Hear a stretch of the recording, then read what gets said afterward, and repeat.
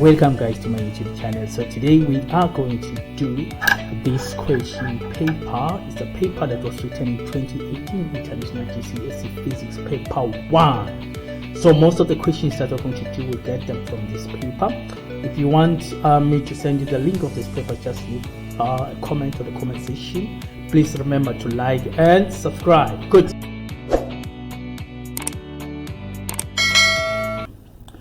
Figure 1 shows a water balloon. Figure 1. So basically here we have a situation whereby we have this water balloon, or this balloon that is filled with water inside. So if we try to answer this question, a child drops the water balloon. Forces act on the water balloon as it falls. So basically they are telling us that there are forces that are acting on this balloon as this balloon is falling, since it was dropped by the child. Good. But before we start to analyze this question, I just want us to cover one basic. Let us say we have a body like this, and there are two forces that are acting in opposite direction. Let us say this one is 20 newtons and this one maybe is 5 newtons, right? Then the direction of this box will be determined by the resultant force, or by the direction of the resultant force, according to Newton's second law. Newton's second law says that the box will accelerate in the direction of the resultant force. So how do we find the resultant force? We know that F resultant is equal to F1 plus F2. Then now what we have here, we know that the resultant force, let's say to the right this side is positive and to the left is negative. So we'll have 20 newtons plus negative 5, which is the same as 20 minus 5. Then the answer will be 15 newtons. Where? To the right, because it's positive. And we said to the right, this is to the right, this is to the left. And we said to the left is negative, to the right is positive, and our answer is positive, meaning that the resultant force is 15 newtons to the right, meaning that the box will move, will be pulled 15 newtons, will be pulled by a 15 newton force to the right. Therefore the box will move to the right. The motion of the box will be to the right, according to Newton's second law. Good. So I want us to use these concepts to answer this question, right? Good. Let me erase this. Then now we trying to answer this question. The question says that draw two arrows, which means that two arrows that you need to draw on figure 1. This is figure 1, which means to represent the forces acting on the balloon. So basically here we need to write down two forces that are acting on the balloon. The first thing, we know that the balloon is falling down, meaning that the direction of the balloon is downwards. Downwards, meaning that the resultant force, which means F resultant, is acting downwards, because we know that the balloon is falling. As the statement told us, the balloon was dropped. As it was dropped, now we see a situation whereby the balloon is falling. Therefore, if the balloon is falling, it means that it is going down. The direction of the balloon is downwards, which means the resultant force is acting downwards. So now we know that the balloon is going downwards, so it means the resultant force is also downwards. Good. So there are only two options or scenarios whereby this situation will be possible. Let's say again, this is the balloon. Remember, the answer says label one, the question says label one arrow as weight and the other one is air resistance.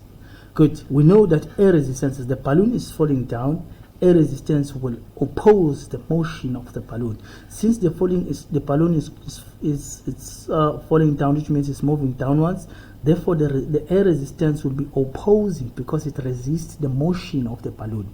The motion of the balloon is downwards, therefore anything that resists things like friction. Friction resists the motion of an object, and therefore air resistance will resist the direction, or will resist the motion of the balloon, meaning that there will be some air particles that will be acting on this balloon. Therefore, these air particles will try to resist the movement of the balloon, since the balloon is moving downwards. So now we will have only two options to analyze this scenario. The first one, let's say we have this balloon. This is option A, this balloon. The first one is the situation whereby we have two forces that are equal. How can I present it? Let me just do this. Good, here we go. Let me change the color. I don't like red. Red, no, I don't like red. Good. So we will have, let's say this is the balloon, and there is weight acting. So we know that weight is the force due to gravity acting on this object. Therefore, this is weight. My W is bad. Good. Weight, and now there is air resistance. For air resistance, I'll just write air resistance. Yeah.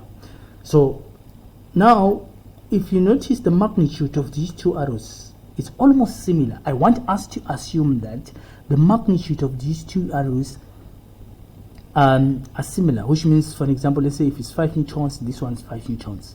So a situation like this will result to the movement of the balloon downwards, meaning that will result the balloon to move down. How is that possible? Let's check it. Let's say air resistance here, weight is equals to air resistance, right? These are the two forces are equal. We see the magnitude of the two forces are equal. Then now, if we know that if these two forces are equal and they're acting in opposite direction, my question to you is that what will be the resultant force? Bong, bong, bong, bong, bong, bong. Yes, the resultant force is 0. If you quote 0, good. The resultant force will be 0 newtons, because these two forces are equal. And if these two forces are equal and they're acting on this object, therefore the resultant force will be 0. And if the resultant force is 0, what will be acceleration? Acceleration will also be 0. It means the object is not accelerating according to Newton's second law. Remember, according to Newton's second law, force is equal to mass times acceleration. And if force is equal to mass times acceleration, if the force is 0 here, if the force is 0, and we know that mass will never be 0, and therefore it means for this side, for the force to be 0, acceleration should be 0. Therefore, it means acceleration will be 0 if the resultant force is 0. Right? I just want to erase this. And resultant force is 0, acceleration is 0. Then what does this mean? This means that the object will be moving with a constant velocity or constant speed. But for a falling object, the constant speed or the constant velocity is referred as terminal velocity. Terminal velocity.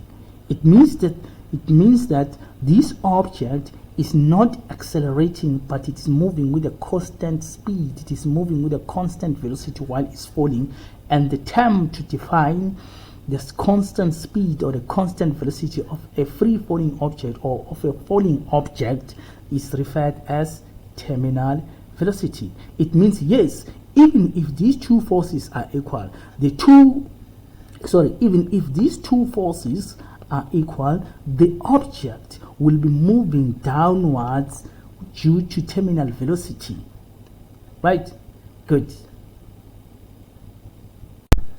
Now, the second scenario is that, let's assume again this is a balloon. Now, the second scenario will be like this. Let us assume that, let us make an assumption that this is a balloon again. Now, we have weight. This is our weight. And this is our air resistance. Air resistance, right? I want you to check the difference here. The magnitude of weight is greater than the magnitude of the air resistance, meaning that definitely the resultant force will be downwards.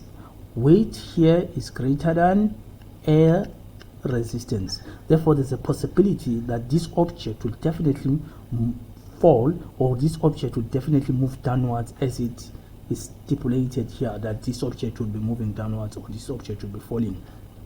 Then now, my question is, okay, the answer can be this. I prefer this one, it's more safer. Then this will be my arrow, this will be my weight, it was my rubber, and started from scratch.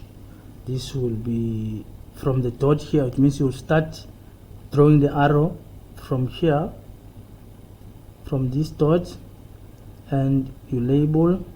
Make sure that the magnitude of the force you indicated, and therefore like weight, where my pen, weight, and here now the other force of which it will be air resistant. It will be like this, air resistance, air resistance. You write the entire name, then the answer will be like this, which means this is the arrow. You show the arrow, since it's a vector, force is a vector, you show the arrow, then you label weight, and therefore this one for air resistance. My question is, I want you to write this down in the comment section. My question is, what if the forces, someone wrote something like this, air resistance and weight, why this person is wrong? I want you to comment on the comment section, tell me why this person is wrong, and also tell me what will be the direction of the balloon.